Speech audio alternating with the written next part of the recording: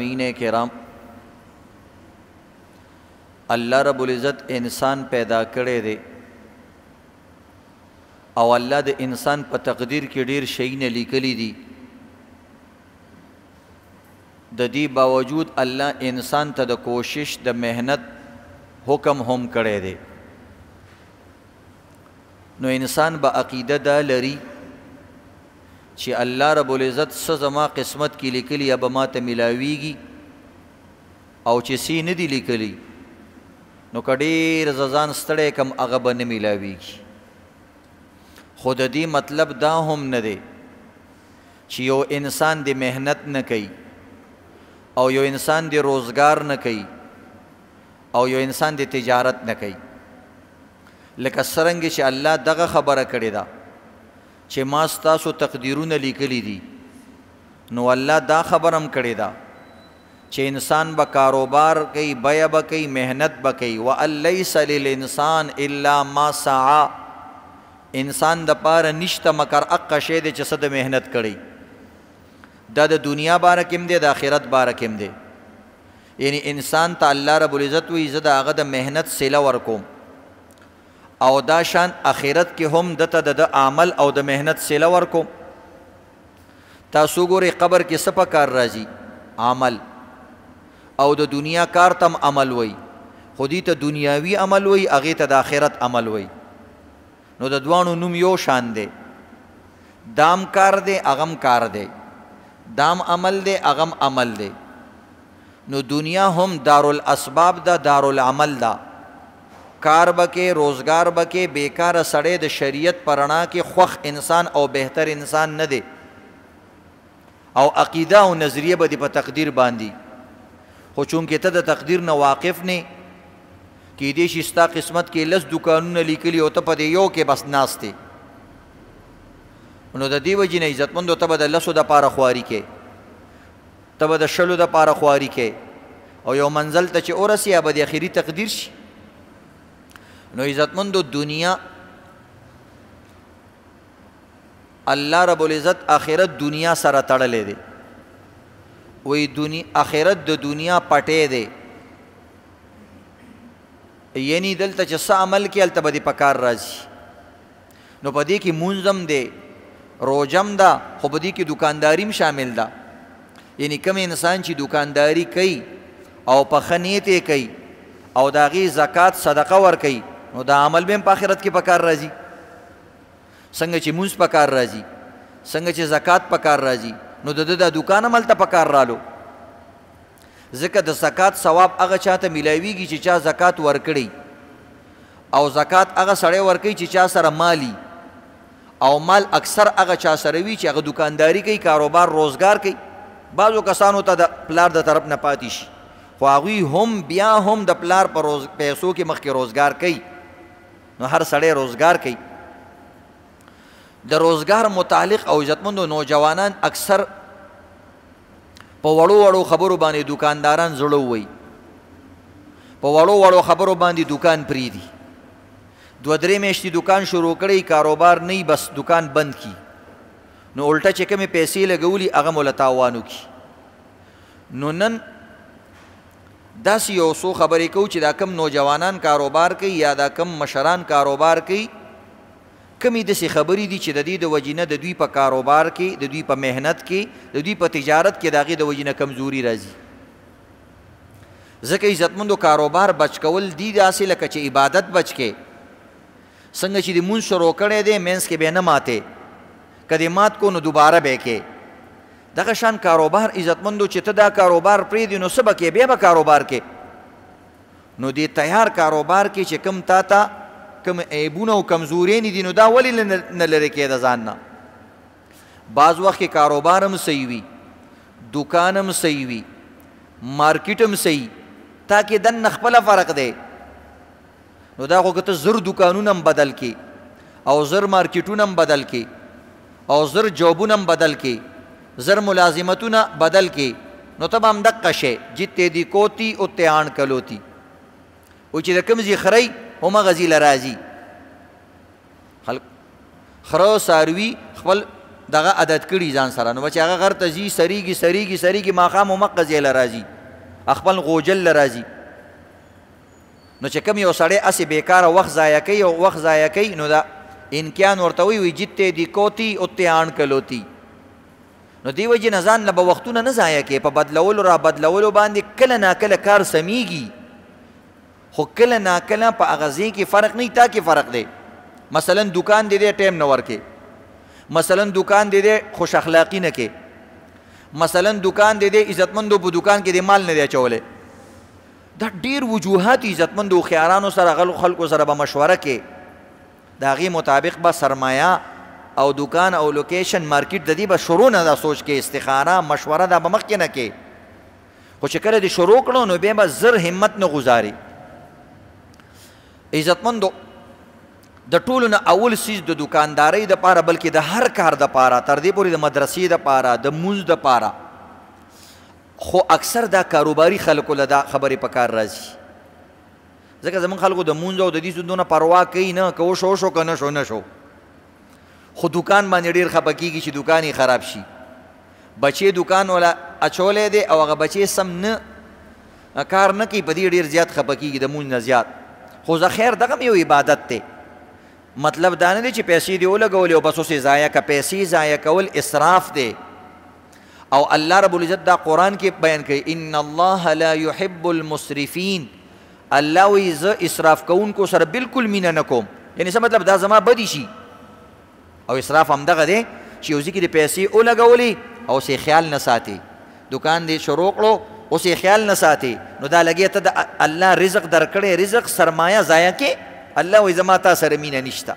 هغه دکاندار سره، هغه عبادت گزار سره، هغه انسان سره مې مینه ده چې هغه اسراف نه کوي، شی نه ضایع کوي، شومتوب به هم نه کوي خو اسراف به هم نه کوي. دواړه د الله نه دي خوښ، درمیانه چال سره به چلیږي.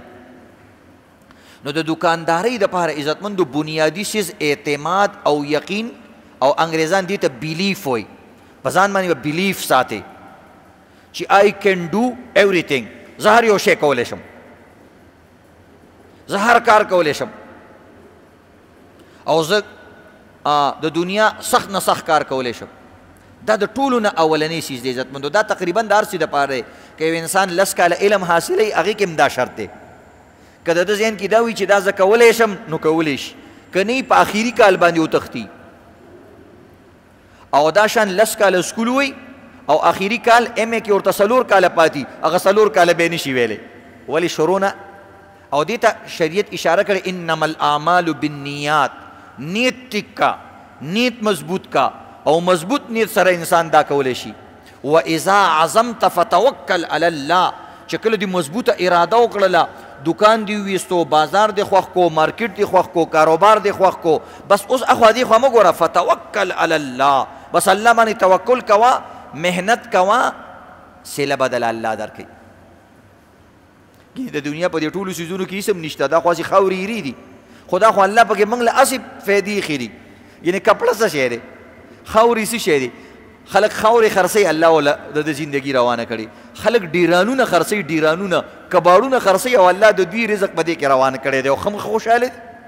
کپړه یو لته څه شی دی چې لږ میخ سره ولګي شلیږي، خو ستا دپاره لوی کاروبار دی، الله دلته کاروبار شروع کړی.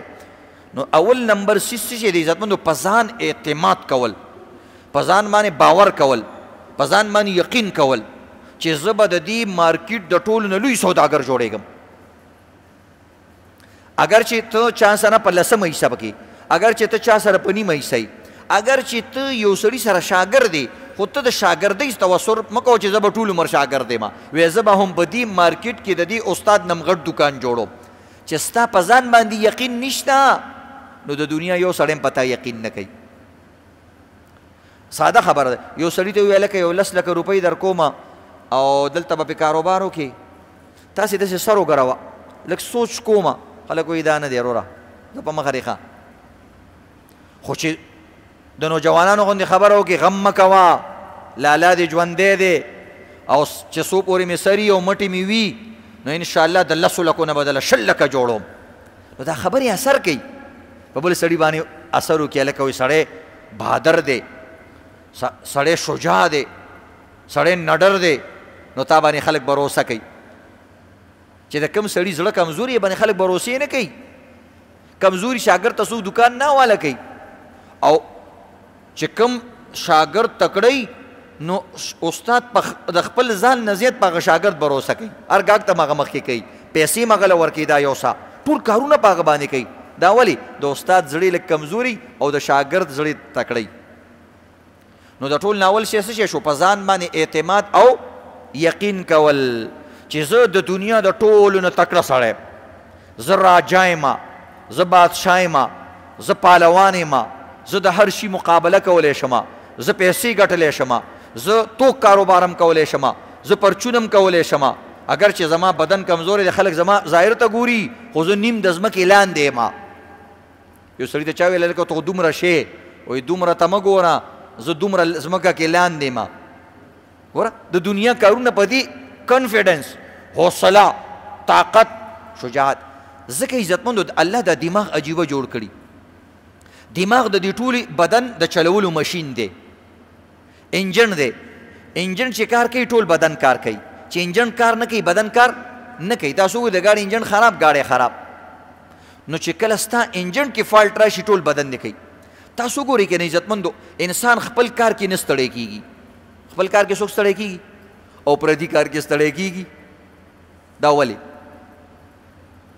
خپل دکان کې سړی په کار نه ستړی کېږي ځکه دا دماغ ورته وایي هلکه دا ستا خپل کار دی دوی سره مینه وکړه نو د هغې سره مینه پیدا شي چې کله مینه پیدا شي نو په مینو باندې خلک نه ستړي کېږي نو که د جینۍ سره د مینه وکړه هغې باندې به نه ستړی کېږي که دکان سره دې وکړه په دکان به نه ستړی کېږي که کالج یونیورسټي سره دې وکړه په هغې به نه ستړی کېږي که د الله دین سره دې وکړه په هغې به نه ستړی کېږي ته یو سپاره سبق نشي ویلی قاریان لس سپارې سبق وایي ځکه ستا سره دومره مینه نشته دک شان عزتمندو پردي کار سره د سړي مینه نه وي کوي خو صرف پیسو دپاره بس چې ټایم پوره شي استاد بس زه به دنه لاړ شم والله چې ډېر زیات ستړی یم او خپل کار کې څوک نه وي هلکه نن یو 2 ګنټې زیات کار کومه چې دا کار مړه بس ایسته ختم شي او سر ته ورسي دا فرق دا په دې بدن ته دې لاس ته څوک وایي دا دماغ ورته وایي نو به دا بدن لاس کې طاقت را پیدا شي بس بیا لګی خولیم تی روان یو کار کوي نو اول سیز په ځان اعتماد کول په ځان باندې یقین کول چې زه هر یو سیز کولی شم د دې درته یو مثال بیانو په ځنګل کې ډېر ځناور عزتمندو د شیر نه د ببر شیر نه طاقتور اوچت لوی هوښیار مکار هر قسمه ځناور شته په شیر کې ډېر صفتونه نشته شیر ببر شیر تاسو ګورئ اتی دی نه په طاقت کې زیات دی نن ګوره ټول عقلي خبرې دکاندارو خبرې درته کوم ځکه مولا داسې پکاري چې د خپل مقتدیانو د دکان هم فکر وکړي او چې ستاسو دکان کې خوشحاله یم په موږ هم خیال ساتئ ګینې بیا هم دا خړ سرونه نیولي بیا موږ ته هم توجه نه کوئ نو بهرحال شیر عزتمندو د شیر نه د اتی طاقت زیات دی داسې ده که نه او بدن هم تی د اتی څه شی دی مضبوط دی اتی مضبوط هم دی طاقتور هم دی او دا شیر صرف په دې خپله سپېږمه باندې او په دې سونډ باندې او په دې دغه باندې او سپېږمه باندې اوچتولی شي داسې په خړتم باندې اوچتولی شي که نه او دومره لرې رسولی شي چې د هغه یادې بیا به دې خوا نه ګوري دغه رنګې زیبره هغه لوی شان سټې شي وي هغې د هغې په قد و قامت کې د شیر نه ډېره اوږده ده لومړی لیوه او دغه رنګې ګیدړه د دې مکارتوب او د ذهني طاقت د شیر نه هم زیات دی دا شیر هم کله ناکله دوکه کوي دومره دا هوښیاری او عزتمندو ازمرې د شیر چې دی چیتا د هغې منډه د ببر شیر نه تیزه ده ببر شیر دومره تیزه منډه نه شي ویلی لکه څومره چې چیتا ازمرې او سپی منډه وایي د دې ټولو ځناورو طاقتونه او مختلف حسونه دا د شیر نه څه شی دي مضبوط دي بادشاه بیا هم شیر دی ولې شیر دی شیر نه چا تپوس وکړو چې ته ولې شیر یې او ته ولې بادشاه یې هغوی ما ته دا زړه وایي چې ته بادشاه یې ګوره ما ته دا زړه وایي چې ته بادشاه یې زه چې کله راوځم د خپل سوري نه نو زه په دې نیت راوځم چې زه د دې ټول ځنګل مشر یم دې ټول ځنګل نه ما کې طاقت زیات دی او دا ټول زما محکوم او مغلوب دي زه پې مشر زه پې غالب زه پې بادشاه یم زه د خپل یقین او د خپل بیلیف او د خپل اعتماد بادشاه کړی یم تاسو ګورئ کله چې شیر سره د اتی مخامخ شي نو د اتی په ذهن کې څه راځي او د شیر په ذهن کې څه راځي شیر چې کله اتی ته مخامخ شي نو شیر دا سوچ کوي زما ښکار رالی وایي زما روټۍ راورسېدله نو روټۍ لاندې شی دی فورا د شیر په ذهن کې دا راځي وایي دا زما څه شی دی خوراک دی نو خوراک چې څه کوي خوراک مغلوبه یې لاندې پروت وي او څوک یې چې خوري هغه پې د پاسه نو ګوره شیر ته دې جذبې چې کوم دی دا بادشاه کو شیر وایي دا زما خوراک دی او اتی چې کله شیر وویني وایي هلکه یار زما خوړونکی راورسېدو دا سوچ نه کوي چې ما کې طاقت زیات دی مړه دا څوک دی اوس به یې دله دلته چیت کما او اتی دومره غټ غټ غاښونه چې په دې شیر کې ورننه باسي داسې تیرو بیرې ته ویستی شي خو د هغه ذهن کې دا نه دی یقین نشته اعتماد پکې نشته دا پکې الله پیدا کړی دی چې هر څه دي ځناور یې داسې پیدا کړي دي خو بس هغه لاندې دي او شیر د ټولو پلار دی دا شیر پلار کړی څه دی د یقین او عزتمندو د اعتماد او د سوچ دا بادشاه کړی دی او دغه شان شي کله ناکله الټه کار وشي شیر تاسو د ویډیوګانې و بعضې کتلي کله ناکله شیر یو غوا یا سارنۍ چیلی هغه ښکرو واله هغه ښکار کوي نو دغه چیلی ځین کې دا راشي چې مړه تعالی خدای ښکري درکړي شي نه سلیریږي ورلاندې کا کله ناکله دې شیر ته ورلاندې کې داسې کوکارې تې وباسي خو د ټولو چیلو دا ذهن نه چې د کمې چیلۍ دا ذهن جوړ شي د شیر نه منډې وباسي ځکه شیر سره ښکري نشته او دا چې دا یو ښکرو له په دې خېټه کې ورنه باسي دې شیر له نو د ده نه داسې کوکارې وباسي نو د دې وجې نه عزتمندو کاروبار دپاره دا مې درته حسي مثال وویلو کاروبار کې به ځان نه څه جوړې شیر به جوړې هر کار زه کولی شم که زړه کې د یره مې خلکو باندې خپله یره مه ظاهروه ګینې څوک به د شاګرد کوي نه څوک به د پارټنر کوي نه او څوک به د باندې بروسه هم نه کوي ټول عمر به لاندې پاتې نو شیران به جوړېږي که نه د مونځ دپاره غاسې هم نه شیران جوړېږي د خپل دوکان دپاره خو جوړ شي که نه ډېرې پیسې وګټئ چې حجونه وکئ چې عمرې وکئ چې جوماتونه جوړ کئ چې مدرسې وکړي د غریبانانو مدد وکئ الله تاسو له دل او دماغ درکړی تاسو کې شیران بعضې خلک دي خو هغه بعضې شیران هم چې یو څو ورځې ګډو سره تیر کړي د هغې نه ګډه جوړېږي نو ګډو سره ډېر مه کښېنئ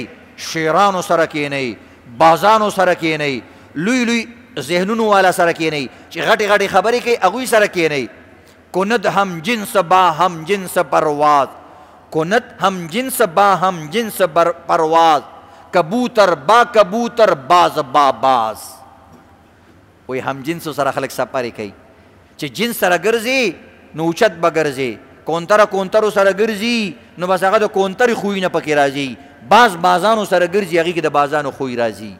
خو چې کله الټه کار وشي نو هغه شیر به کله ناکله یو ګډو سره یو شیر غټ شوی و هغه به دې ګډو کله ناکله والو به دا به د غریب سره روان شو د ده خو ښکرې نه وي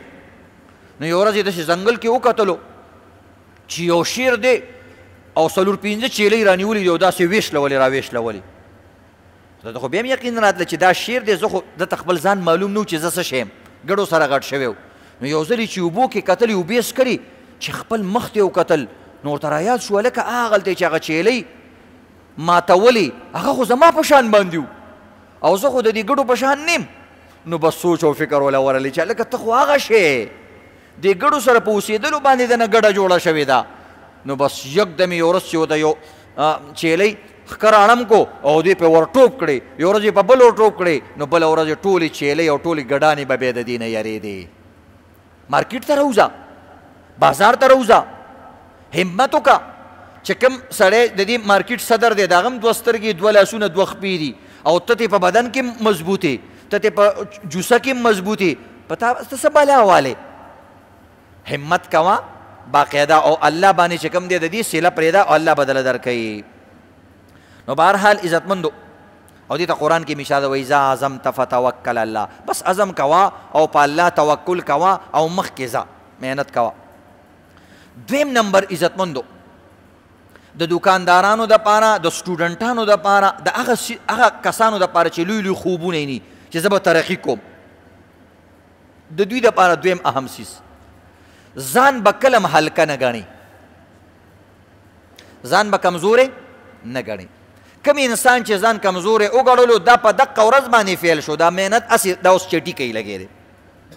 دا چې نیمې ته ورسي بیا به هم راپرېوځي که دا سر ته ورسېږي پیک ته ورسي بیا به هم راپرېوځي ځکه ده پسې وروسته چارج نشته او د ده ځان باندې بروسه نشته دا ځان هلکه او کمزوری ګڼي او کمزوری سیز خلک د خپو نه لاندې کوي چټي شیز خلک د خپونه لاندې کوي او د دې پروا نه کوي او چې یو څو ډغرې مغرې په بازار کې وړي بیا خپل ځان ته وایي ما تا ته ما ویل که نه چې دا دومره د کار نه هسې نیغ نیغ کېدی نو دوه درې ډغرې خو راځي که نه ډغرې مغرې څه راځي ډغرې په هر څیز کې شته تکلیف په هر څیز کې شته او عزتمنو وال ټکول په هر څیز کې شته چې کم ماشوم په مدرسه کې سبق وایي هغه د استادانو وال خوري چې کم ماشوم په سکول کې سبق وایي هغه په لاره باندې پیدل ځي راځي ځان باندې سخته تیروي او په گاډو کې ګرځي کم دکانداران چې په ځان باندې سخته تیروي جمرود ته ځي باړې ته ځي لاهور ته ځي چاینه ته ځي په ځان تکلیف تیروي همت ځان وړوکی نه ګڼي اقه کامیاب شي دا نور لا دې پاتې دا همغه توکیانو نه دا نور کسان بې مالونه دي کار لاندې کوه د خپل وس مطابق کوه ضروري نه چې ته تو کار کوه پرچون کار کوه شاګرد دی خو عزتمندو ذهن او منصوبه غټه په ذهن کې ساته او ځان ته په کمزوري نظر باندې مه ګوره د مالدارو سړي بچي اکثر غریبانان شي خو د کم سړي بچي چې همت والا وي او که پلار یې غریب وي نو بیا هم دا مالدار شي د دا همت او حوصله دې ته چې کوم دی ډاډ ورکوي عزتمندو د دې درته یو ساده شان مثال ښیم مثلا عزتمندو یو پریکټیکل مثال درته ښیم دا زما بټوه ده او په دې کې عزتمندو ما سره پیسې دي خو چې ته رانه وروسته ونه وهئ نو لږې شان دي هسې ستاسو دپاره مې صرف د مثال دپاره راوړي دا ګوره دا ریالونه دي او دا درهم دي خو لږ دي ښه داسې نه چې شاته راته بیا ناست یو چپی رانه نه کوي او دی نو دا درهم دي او ریالونه دي بالفرض دا تاسو فرض کوئ چې دا ډالر دی دا څه شی دی ډالر دی او دغه رنګ عزتمندو دا دینار دی او دا ډېر قیمتي څیز دی اوس عزتمندو دا ډالر د چا چا په کار دی د زړه نه خبره وکئ ستاسو د ټولو دا لګي که نه لګي د چا چا لګي ټولو لګي پیسې دې چې زما لګي زه مولا سړی یم نو تاسو خو زما نه زیات لالچیان یئ او تاسو خو ټوله ورځ دې پیسو پسې چې کوم دی سروالي بروالي ګرځئ نو چې زما لګي زه ځان سره جب کې ساتم نو ستاسو خو د دې نه زیات لګي دا د هر چا لګي کړاکېدار نوټ دی وروره لګي داسې ټکاری کوي دا هر چا لګي اوس ګوره همدا نوټ دی ما په دې لاسو کې داسې تاو راتاو خراب شو که نه د دې باوجود ما واپس کولاو که زه یم هلکه د چا لګي اوس هم د ټولو لګي خراب شو خو بیا هم دمغه مثلا 100 ډالر دي د ټولو بیا هم لګي نور مې خراب کو په دې خپو لاندې مې ښه دا وکړو خاورو کې مې مووالو د هغې نه پس مې آواز وکړو هلکه د چا لګي بیا هم ټول وایي جي زمونږ لګي هېڅ فرق په چا کې نه راځي نوټ خراب شو نوټ بیکاره شو او نوټ عزتمندو ډېر خړ پړ شو د دې باوجود هم عزتمندو د هر چا لګي دا ولې لګي ځکه چې نوټ خپل قیمت نه دی غورځولی نوټ کې اوس هم کنفیډنس شته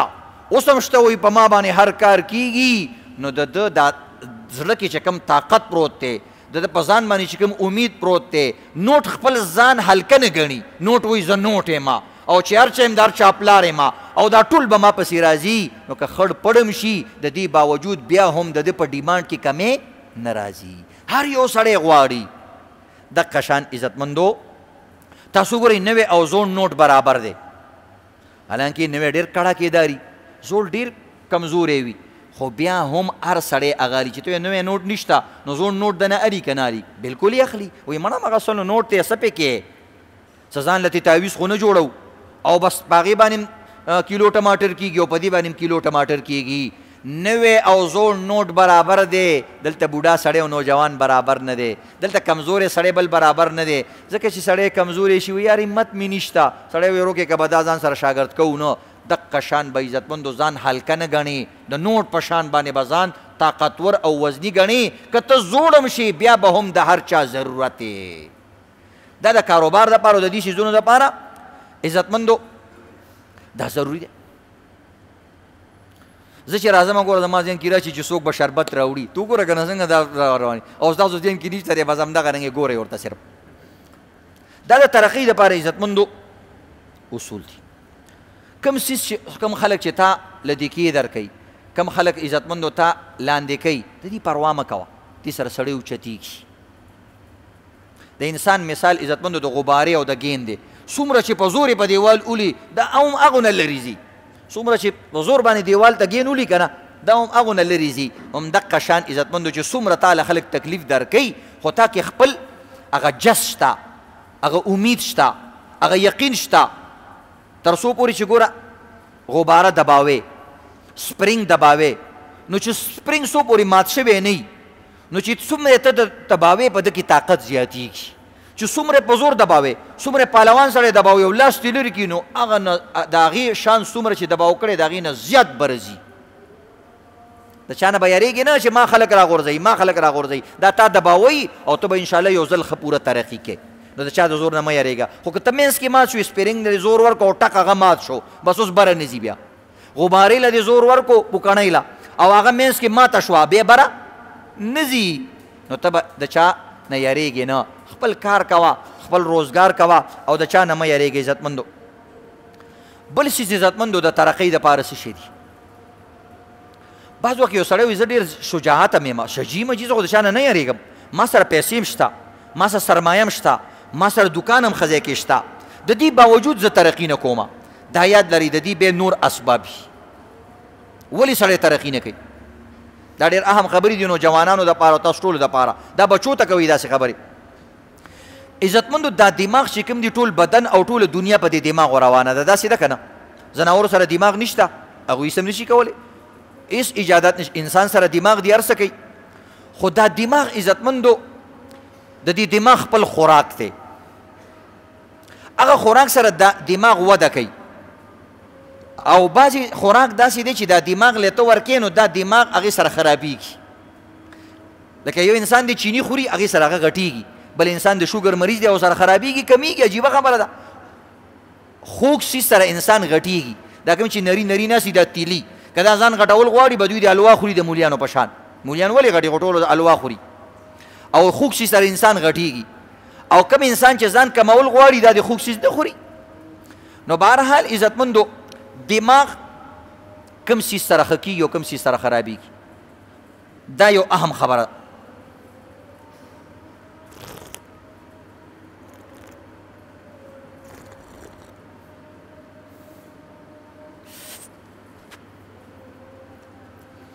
یو وی عزتمندو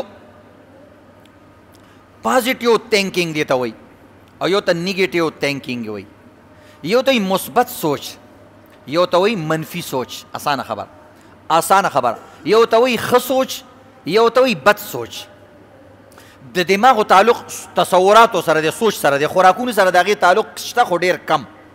بادام خوري لږ لږ ډېرېږي بعضې سړي پوره بورۍ خوري خو دماغ یې نه زیاتېږي ولې دا سوچ صحیح نه کوي د ده مایند سیټ اپ غلطي دا غلط سوچونه کوي هر ټایم کې خپل دکان کې ناست دی بل ته سوځېږي خدایه پاکه دا خپل کار کوه که نه وایي اوښ چې کوم دی پردي کور کې خوراک کوي پخوا به واړه کورونه وو که نه نو اوښان خو داسې اوږدوي نو دلته په خپل کور کې به چېرته دغه نو ګیا نه وه نو دلته خو به د بل کور هغه صحن هم ښکاره کېدو نو هلته به ګیا وه ده به ورته دلته شخوندونه وال نو په هغه شخوندونو خو سړی نه مړېږي پردي دوکانونو پردي څیزونو ته مه کوه ښه منفي سوچ چې هر قسم عزتمندو دا یاد لره که هغه د دوکان نه علاوه وي مثلا یو سړی د هغه ښایسته دی تا باندې بد لګي دا ستا منفي سوچ دی ولې د باندې بد لګي څه چل شوی دی یو سړی باډي بلډر دی هغه ښایسته دی ته نرې تا باندې هغه بد لګي یو سړی خېټور دی نرې سړی وګوري نو په کار دا دی چې دې نه دا ښه سوچ والي ده نه تپوس وکړي چې بچیه ته څه کې هغه وایي زه هېڅ هم نه کوم خو بس خوراک ډېر نه کوم نارې روجي نیسم بتي نیسه ته به هم صحیح شي آسان کار دی دا ده ته پسخېږي لګی دی پسخېدل هم دې ته وایي حسد هم دې ته وایي کینه هم ورته وایي بغض هم ورته وایي دا ټول منفي سوچونه دي چې کم انسان عزتمندو منفي سوچ کوي ټیک د کاروبار به زیات شي خو دا کاروبار بدله فایده ورنه کړي د ده بدن پکې خرابي د ده دماغ به پریشانوي او دا به د شوګر مریض کېږي او دا به عزتمندو د بلډ پریشر مریض کېږي نو په پیسو به څه وکړي پیسې خدای د دې دپاره رالیږلي دي چې تا ته پکې سکون میلاو شي نو دا پیسې خو تا دپاره د بدسکونۍ سبب وګرځېدو نو عزتمندو دماغ په څه باندې خوشحالېږي مثبت سوچ ښه سوچ یو سړی دی مالداره شو الله دې نور هم مالداره کړي زما ورسره سویمه ده زما خپل کار دی دغه خپل کار دی هغه به محنت زیات کوي ښه سوچ یاره دا سړی به ښه سړی د ده به اخلاق ښیي دا سوچ ته کوه د هغه معنی کې غلط سوچ مه کوه دقه منفي سوچونه انسان خوري دا انسان ختمی، دا د انسان دماغ خرابوي. د دې درته یو مثال درکوم، هره خبره زه مثال سره تاسو ته واضح کوم. یو سړي چاله قرض ورکړی 10 لکه 20 لکه روپۍ، او هغه سړی وله واپس نه ورکوي. یو انسان چاله قرض ورکړی دی 10 لکه 20 لکه روپۍ، کروڑ روپۍ، او هغه سړی ورته وروره مال دې نه دي راکړي یا 2-3 کالو پورې نشم درکولی، نو دا قرض خوا دوه قسمه وي. بعضې سړی انسان ډېر پریشانه کي، تر دې پورې خوراک ته یې زړه نه کېږي، و یار هغه سړی رانه منکر شو، زما خو زندګي تباه کړه، ښځې ته هم قیسې کوي، ماشومانو ته هم قیسې کوي، صدر صاحب ته هم وایي یو سړی ډېر ذهن په ځان پریشاني، واقعي پریشاني خبره ده. یا یو سړی دی مثلا د هغه نه دوست خفه شو، نو دا انسان ډېر زیات خفګان والي، ټینشن والي، ډپریشن والي، دا به څه چل کېږي، دا به څنګه چلي، دې ته منفي سوچونه وایي، دا ټول منفي سوچونه دي. یا دغه رنګ عزتمند یو سړي نه ښځه خفه ده، اوس دا ماښام له ورځي چې څنګه چل به کېږي، نن به راته نه وي او چې دا خفه ده وایي نن خو بیا راته چې کوم دی صوباړې نیولي، دا به څه کومه، او هر څه مې ځان له، نو سړی خفه نیګیټیو سوچونه کوي، الټه سوچونه کوي، ما سره به دا څه کوي، دشمن به را سره څه کوي. یو که سړي سره دشمني ده نو وروره جومات ته مونځ له هم نشي راتلی، په چمن ته هم نشي تلی، او ښه هوټل کې خوراک هم نشي کولی، اوس به مې دا سرولي، اوس به مې دا چلو شي. دې ټول ته نیګیټیو سوچونه وایي، غلط سوچونه، دا دماغو باندې ډېر اثر غورځوي، د دې د وجې نه انسان د بیمارو شکار کیږي. عزتمندو ته دې پریشانۍ کې د 1 کال 2 کاله تېر شو، یکدم تا د یو سړی رالی، ستا چې دشمن او هغه تا ته وایي وروره زما او ستا سوله ده او هېڅ خبره نشته زما او ستا په منځ کې، په دغه سیکنډ کې ستا هغه د 10 کالو ډپریشن په یو سیکنډ کې ختمیږي که نه؟ د 10 کالو منفي سوچو یو منټ ښه سوچ رالی، ستا دماغ یې باغ کړه، ستا هغه ملګري تا ته ټلیفون وکړو آیم سوري، خفه نه شي هلکه غلطي زما وه یار، تا څومره کرل ریبل دې کول، په یو سیکنډ کې چې ښه سوچ رالی ستا دماغ یې بدل کړه. او ته روان وې کور ته چې ښځې به راته صوباڼې نیولې او هغه ته د ګلونو هار نیولی و، او هغه ته الوداع، او هر کله راشي زما خاونده، یو سیکنډ کې ستا دماغ څومره باغ شو. هغه قرضداري تا ته ټلیفون وکړو و یا سړیه ستا چې 10 لکه روپۍ وي پلاني ځي له راشه پیسې در کومه، یکدم دې دماغ ته چې ښه سوچ رالی چې راکوي، دماغ دې برابر شو، باغ شو. دقه شان عزتمندو غلط سوچونه، غلط څیزونه او غلط عزتمندو حسدونه او کینې بغضونه دا دماغ تباه کوي، او دماغ چې تباه شي بدن تباه کېږي. د دماغ مثال د جرلو دی، جرله چې خانه مړ شوه بدن تا ته میوه نه درکوي، که درېږي یو څو ورځې به یې درکړي دا هغه زړه میوه ده، یو څو ورځې به یې دله درکوي، آینده به یې دله نه درکوي. دا د عقل خبرې دي عزتمندو، نو د دې وجې نه مثبت سوچ به کې. اخیری خبره عزتمندو ده، بعض وخت انسان دکان هم ډېر ښه کوي، سوچ هم ډېر مثبت دی، او دغه رنګ عزتمندو دکان هم ښه ټیک ټاک روان دی. دا کله ناکله عزتمندو ظالم وښي شي، پردی نوړۍ ته خوشحالېږي چې مړه کاروبار کې په 10 کاله کې ځي، خو د دې خپل استاد نه غلا ولې نه کوي، نو په یو هفته کې او په یو شپه کې به چې کوم دی بادشاه شي. دا غلط سوچ دی، غلط پردي مال تباه سترګې نه خړی، سوچ به صحیح ساتې، او عزتمندو ظلم به نه کې، که ظلم دې وکړو کیدای شي ته خو دغه رزق څه کې چې الله رب العزت تا د تن بدن او د دې خوشحالي او د سکون هم دنه والي. یو مثال، یو واقعه ده درته بیانوم. یو سړی و هغه د میانو ښکار کو،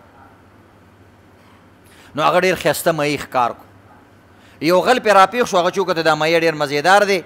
نو فورا یې د هغه د لاس نه هغه مهی چپټه کو، حمله پې وکړه او هغه یې ترې واخیست.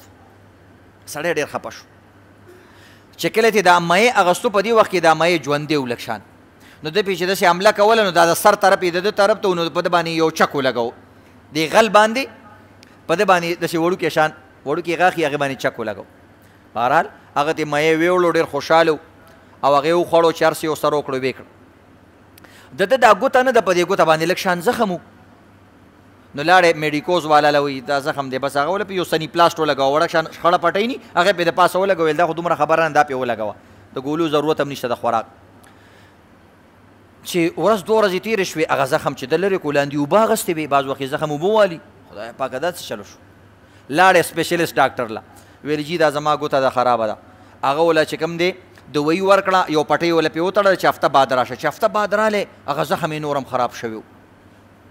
چې زخم یې نور خراب، دوایي پې اثر نه کو د سره. ورته ویلې بچیه داسې چل دی چې ستا دې ګوتې ته اوس کینسر لګېدلی دی، ناسور دی، لہذا دا ګوته به کټ کې کني دا ټول لاس ته خرابي هغه چې سوچ وکړي ویل یو ګوته د ټول لاس نه پې رانځي ویل زه کټې کا استاد یو ګوتې ته کټ کړ به دې باقي زخم باندې وله پټۍ مټۍ وتړله چې هفته پس رالی وروره ټول لاس یې مسخا شوی و 4-5 ګوتې ډاکټر ورته ویل یار څه نه شو ویلی ډېر خطرناک وایرس درته لګېدلی دي وایي که دا اوس دا ګوتې دا ټول لاس مړوند نه کټ کې نو بیا د ټول لاس ته کینسر ځي هغه ویل ټول لاس رانه کټ کا دا دغې ته کټ مړوند یې ته کټ کو ګوتې ته کټ کړې ټولې هفته پس چې عزتمندو بیا رالی لاس یې دیجه پورې څښا شوی ویل اوس به ټول لاس کټ کېږي د ټول بدن ته د وایرس اوړي او ټول بدن مري هغه ویل ټول لاس کټ کړه سړی ډېر زیات پریشان و عزیزان رشته دار ټول پې خبر هم شو چې هلکه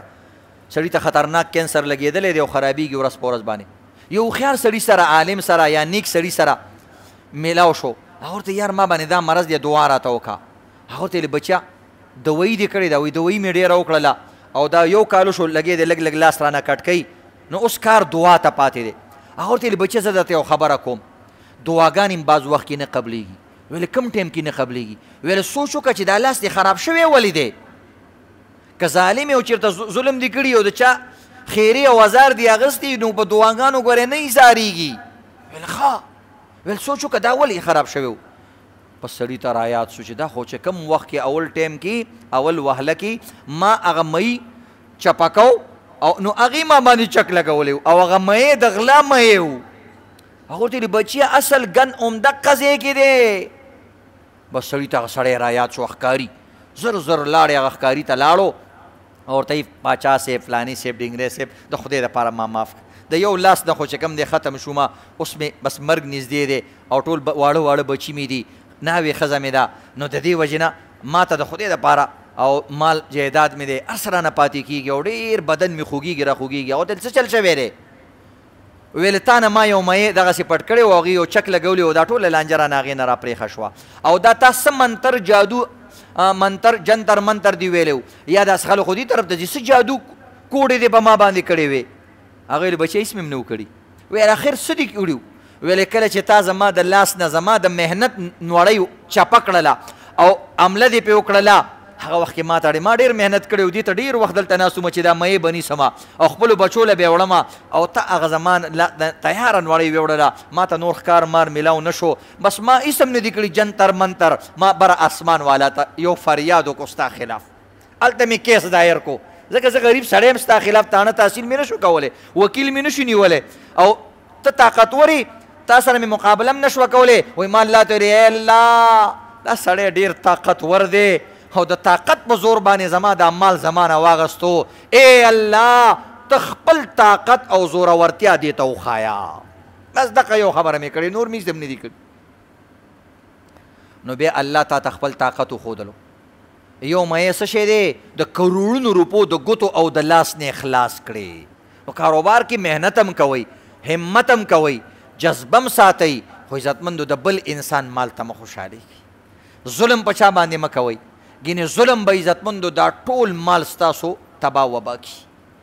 او د ظلم مثال د سپرغۍ دی ټیک د سپرغۍ زرو اور نالي خو چې لږ اخوا دې خوا نه په سپرغۍ باندې ولګېږي د ایرو کې دننی او دا ایرې تې لرې شي او دا سپرغۍ چې کله راوچته شي نو بیا دا یو نوټ یو انسان یو لرګی یو کور یو ګاډی یو شیم بې ځان سره نه پرېږدي نو دا ظلم دا سپرغۍ ده نو انشاءالله د دې څیزونو نه به ځان ساتو که نه انشاءالله الله دې عمل کولو توفیق راکړي سنت کوئ